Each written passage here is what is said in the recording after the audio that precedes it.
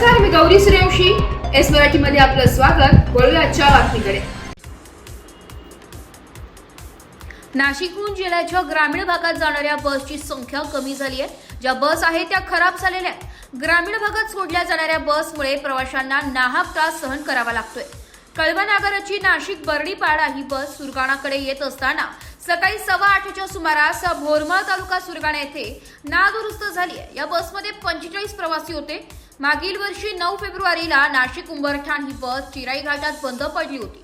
17 मार्चला उंबरठाण नाशिक बस नाशिककडे जात असतानाच बोरगाव येथे ही 4:15 वाजता नादुरुस्त झाली. बसमध्ये 68 प्रवासी होते, त्यामुळे प्रवाशांचे खूप हाल झाले होते. यासह 21 सप्टेंबरला नाशिक उंबरठाण बस बोरगाव येथे नादुरुस्त झाली होती. 18 नोव्हेंबरला नाशिक करंजूल ही बस बोरगाव येथेच नादुरुस्त झाली होती. पेठ, सुरगाणा, त्र्यंबकेश्वर या आदिवासी भागात जाणाऱ्या बसेस चांगल्या दर्जाच्या द्याव्यात अशी मागणी अनेक बस चालकांनी आगार व्यवस्थापकांकडे केलेली आहे. लासलगाव आगारातून सुरगाणा ग्रामीण भागात जाणाऱ्या बसेसची अगोदर तपासणी केल्यानंतरच सोडण्यात याव्यात अशी मागणी प्रवाशांनी केली आहे. एस मराठी न्यूज साठी लक्ष्मण बागुल, बोरगाव. अशाच नवीन ताज्या घडामोडी जाणून घेण्यासाठी आमच्या एस मराठी न्यूज चॅनलला लाईक करा, शेअर करा, सबस्क्राईब करा आणि बेल आयकॉनला क्लिक करायला विसरू नका.